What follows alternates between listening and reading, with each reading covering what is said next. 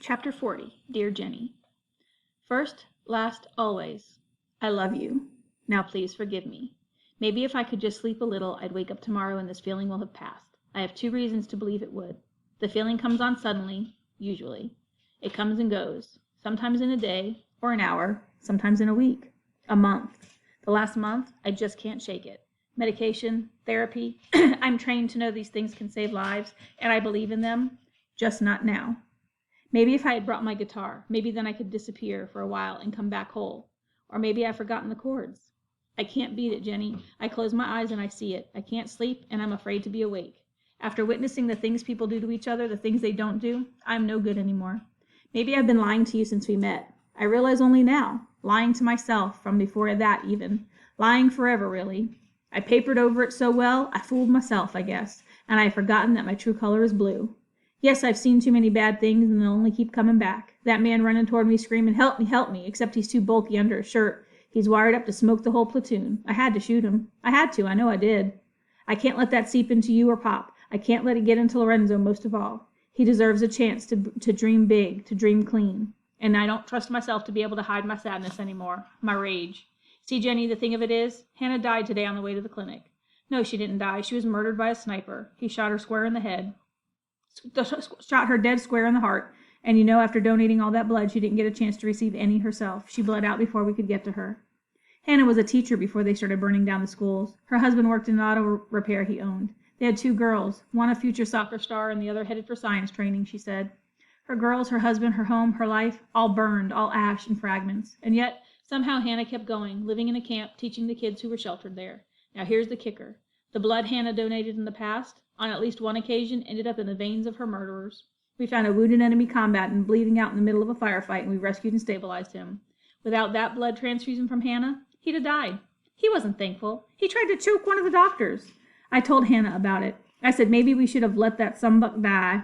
You know what she said? Thank you for saving him. We all come from the same mother. And now she's gone. The death of an angel. I don't get it. I do, but I don't, you know? I'm shivering, Jenny. No warmth here. I miss your touch too much, but I can't touch you anymore. I love you. I love Pop. I love Lorenzo. I'm so sorry. Marty. Chapter 41. Pinching Stars. Pal had to read it again to herself this time, and then she read it again. After a while, she said, Renz, I'm so sad I can't cry, you know? I knew all right. It's just, how could he do that to Mom? I said. As he's writing the letter, he has to know that not long after, somebody in a dark green uniform is going to show up at Maple Clutch, knock on the door, and Mom's going to open it, and then she has to read that? He was afraid to come back. He said so himself. He was afraid to come home to see us.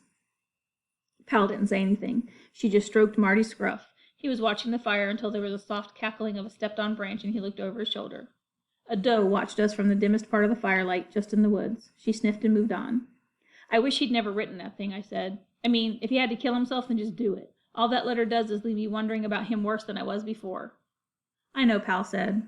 You don't know. Your mom left you with La Gloria. My dad left me with, I don't know. His guitar, she said, his kindness. That only makes it more horrible, all the kindness he did. I meant your kindness, Renz. Marty grinked for me to pet him. I don't know how I feel. That's the thing. That's the messes me up the most. Here he was, this artist, you know, just plain true in his music and his medicine, taking care of the wounded. You know what? I don't want to talk about it anymore. She nodded, and she didn't tell me that it would be all right this time, and I really appreciated that. I lay back, and then Pal did the same. Marty snug between us. He was looking up at the Milky Way, so I looked up too. We were quiet for a while until Pal said, I heard that all the people who ever lived, of all the people that have ever lived, no 2 have the same fingerprints, including identical twins. What's that got to do with anything? I said. She was holding her hand up to the sky, pinching the scars. I don't know. I guess I was just thinking that it's a little amazing is all. Don't worry, Renz. We're going to save Marty. Chapter 42. Violators will be prosecuted. And then prosecuted is crossed out and it says shot. The fire died slowly. The sky slowly lightened. Pal was bunched up in her sleeping bag, but her eyes were half open. I'm awake, she said. I hope so, I said. Otherwise you'd be sleeping with your eyes half open. We had to shake Marty awake. He woke up with his tail wagging, yawned, shook himself out, and farted. I won't miss that part, Pal said. Oh, Ma, Marty moo. Don't start, I said. I wasn't, she said, wiping her eyes. The footbridge was messed up from the spring floods. Here and there, patches of cement had fallen from it, leaving holes big enough for a person or even a 390-pound pig to fall through. Marty sat at the edge of the bridge and groaned, like, no way I'm crossing that rickety mess. I pulled out a jar of marsh butter, which was a homemade mix of marshmallows and peanut butter. I spooned it onto the safe parts of the bridge as I crossed. Marty trotted along, looking up the plops. On the other side of the old pasture was a jumble of moldy refrigerators, torn tires, and worst of all, signs posted on every tree right at eye level so they would be impossible to miss. Private property, no dumping, no hunting, no trespassing. Violators will be prosecuted, scratched out, shot. We leaned in closer to see the small print. Owner, Mason Realty. Figures, I said. He owns every acre from here to Pittsburgh by now, I bet you, Pal said. Maybe you need to wait here, I said. Oh, you mean the big strong man doesn't think the helpless little woman can survive this last stretch of the battle? Fine, then you take him the rest of the way and I'll wait here. They'll probably have security guards patrolling. Not likely, Pal said.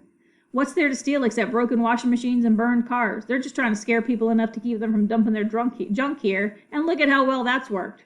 Friends, he's my friend too. The longer we stand here arguing, the more likely we get caught. It's less than a mile. Good quick walk. We're at the sanctuary gate in 15 minutes. Come on, Marty. She went and he followed. The breeze had stopped, and the air felt dead. No bird sounds either, no cicadas. We were maybe 3/4 of the way through the field when Pal said, so far so good. Keep going, I said. Come on, Marty, no time for a pee break. But he wouldn't budge. He lifted his leg for a solid minute. Okay, bud, enough. I told him to get a move on.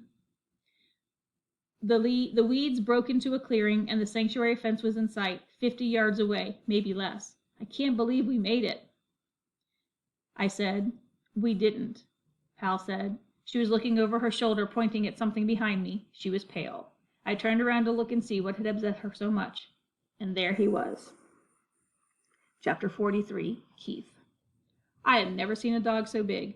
He looked like an animal from one of those history shows about the Ice Age. He couldn't have been the father of Bella's puppies. They would have been twice as big by the time we sold them off. He stood on top of a neat high pile of old refrigerators, like somebody had stacked them to make a viewing platform for a security guard. But there was no human to restrain the dog. He was so still I thought he was a cardboard cutout at first, the canine version of a scarecrow. Pal zoomed in on him with her phone. He's got the gold stripe on his head, just like Mason said. It's Keith for sure. The old farm horse was in the dead center of the country, in the middle of all the plots Mason had bought up over the years. I remembered from the model in his office that he planned to build his mansion here. This was the prime spot of his future kingdom. It figured he would keep his best dog here, his worst dog. Back away toward the fence, I said, Pal, slowly. I'm not rushing, trust me. I'm lucky if I can get myself to move. I swear I'm about to pee my pants. Me too, if it makes you feel any better, I said. It doesn't. Marty thought we were playing a game, backing in slow motion. He tried to push a stick into my hand to play fetch. Marty, stop, bud, I said. Marty, no. Oh, man, he's pacing now, Pal said. Don't run, I said. It's the worst thing you could do. Okay, I won't, I swear. Then she screamed, run, and took off for the sanctuary fence. I didn't understand why she bolted because Keith was still up on the platform. But then I saw it coming from the high grass, another of Mason's shepherds. It was smaller than Keith, but that didn't make it any less scary. Its muzzle was pulled back off its teeth and its eyes opened too wide. It was streaking right at us, faster than the fastest dogs who had raced at the Cinco de Mayo. Marty, go get Pal. I kicked him to get him going. He sprinted after Pal, and I sprinted after him. I tried to, anyway. The dog's teeth sank into the heel of my sneaker. I tripped face first into a gravelly patch of dirt. I kicked and kicked the dog, but it kept biting my sneakers until I had to draw back my feet. The dog reared up and pounced for my face. Its teeth were bared, and the jaws open wide, and then in a blink, he was gone. Marty broadsided the dog, and boy, was that pig mad. He outweighed that dog 4-1, and he tried to bite the dog's neck. What the dog gave up to Marty in weight, he more than made up for with speed. He was quicker than I thought possible, almost like I was watching a life in fast forward. He got him bites all over Marty's flank, and the blood was everywhere on him. I kicked at the dog's back legs, but it was useless. He was so fast he could duck me and tear into Marty at the same time. Marty kept fighting, but he was losing so badly. Just a mess of bites, and when the dog bit his back leg, Marty buckled and rolled to his side. The dog ripped into his belly. Pal came with a sharp piece of rubble, a piece cracked from a bathroom sink it ended up being, and swung onto the dog's eye. It let out a yip and went at Pal, but she'd hurt him. He kept spinning on himself to lick the spot on his back where she'd hit him. I picked up a piece of broken sink and swung it on his snout, and that was enough for him. The poor dog took off whimpering. Oh no, Pal said, and tears were coming down her face so hard they ran through the tracks of dust on her face and dripped into mud onto her shirt. Again, she pointed at something behind me. I didn't even turn around. I just hoped he'd take me down in one bite to my neck so deep I didn't feel myself dying. This close up to him, I knew for sure Keith was the biggest German Shepherd ever born. He brushed against my leg and sniffed at Marty's blood on my jeans. He looked into my eyes, then turned towards Marty. He lowered his muzzle to the holes in Marty's belly and sniffed Marty's wounds. Ren's. He's trembling, Pal said. I know. No. I mean Keith. He's scared for Marty. He's whimpering. Do you hear him? That giant Sweet Harbor dog, the supposed terror of the county, went down on his belly and put his head next to Marty's and licked Marty's ear to clean it. Marty liked that.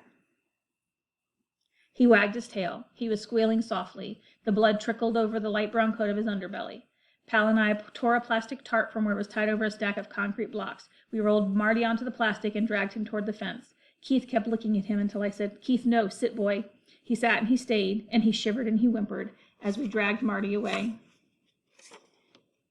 Chapter 44, Heavenly Hills. He would have been better off if I let him go to the petting zoo, I said. Ren, shut up now about that. Let's just get him to the fence. We dragged Marty to the chain link. It was a lot higher than it looked when we were 50 yards away. Pal climbed over to get it help while I stayed with Marty. Marty, he wagged his tail. You're going to make it, boy. I'm not going anywhere. You and me, Marty. Everything's going to be all right. He licked my face. He tried to get up, but he couldn't. I hushed and soothed him, and after a while he quieted. His breathing slowed, but he never stopped flicking his tail. The longest 20 minutes later, Pal was back with a woman and a man riding a shiny new tractor. They came through the fence at the gate break a couple of 100 yards from where Marty and I were. By the looks on their faces, Pal had told them it was bad, but not this bad. The closer they came to us, their expressions went from worry to he's a goner. We dragged him up on the tractor bed ramp. Pal and I whispered to him on the ride to the sanctuary's veterinary clinic. The doctor was waiting for us outside. She looked like she'd been woken up. It wasn't even 7 a.m. She checked Marty's belly and frowned. They asked Pal and me to sit in the waiting room while they got Marty in surgery. Pal held my hand and kept squeezing it. He'll be okay. Yeah, looking pretty bad though, huh? I said. She didn't say anything. That's crazy about Keith, I said. Sheesh, tell me about it, she said. It just doesn't match up. He was gentler than a puppy. How'd he get such a bad rep? Right, Pal said. The world's upside down today. Why do people do that anyway? Make up stories about how mean he is. It ruins everything. Everything, Pal said. What do you mean? I mean, he probably has no friends because everybody's lying about him. No human friends anyway. I know. He'll be fine, He'll be fine, Pal said. Just you wait and see. I reached into my backpack for my water bottle and I found Marty's old tennis ball. I had planned on leaving it here with him. I squeezed it tight. The veterinarian came out of the waiting room and said, Lorenzo, come in here for a moment. Pal and I went in. Marty was on the exam table and he was blinking kind of vacantly. The veterinarian put the stethoscope to my ears and the bell to Marty's chest. What's that? It's a broken rib and it nicked his lung. There's blood in it, Lorenzo. It's not likely he'll make it, not likely at all. Pal and I patted him while the doctor showed us how deep Marty's wounds went and how many there were. You went far out of your way to get him here, didn't you? Dr. E said. He was my teacher, I wanted to tell her. He taught me that the chance to look after somebody is a gift. Maybe Marty did imprint on me. Maybe I imprinted on him. I don't know if that's even the thing to call it. It was a promise, just plain and true. But I didn't say any of that. He was my friend. I'm going to anesthetize him for surgery now, Dr. E said. I wanted you to have a chance to say anything you needed to say. I whispered into his ear. You're my hero, Marty. Thank you for saving me. They shaved a patch of his leg and slipped a needle into it. Not long after, his breathing slowed. He stopped blinking and his eyes looked dull. I read that Army medics train themselves to be calm when death came knocking. I forced myself not to lose it. I kept shaking inside, except there was never any hiding how I felt for Marty. He could always read me better than I could read myself. I stroked his muzzle and said, It's okay, Marty, it's okay. Then I said to the vet, He can't hear me anymore, can he? You just keep whispering to him for a little while. I pushed through the clinic door into a parking lot where Mom and Mr. Lee were waiting. They were leaning against Mr. Lee's cruiser, arms folded and frowning. But when Mr. Lee saw Pal, he spread his arms and she ran to him. Mom walked across the lot to me. She walked fast, hard, almost a charge really, and she was glaring at me. She reared back with her right arm and then swung it around me and pulled me in close and told me she loved me. She was strong from working in the orchard all her life, and she hugged me so tight I ached a little. I guess that much was good.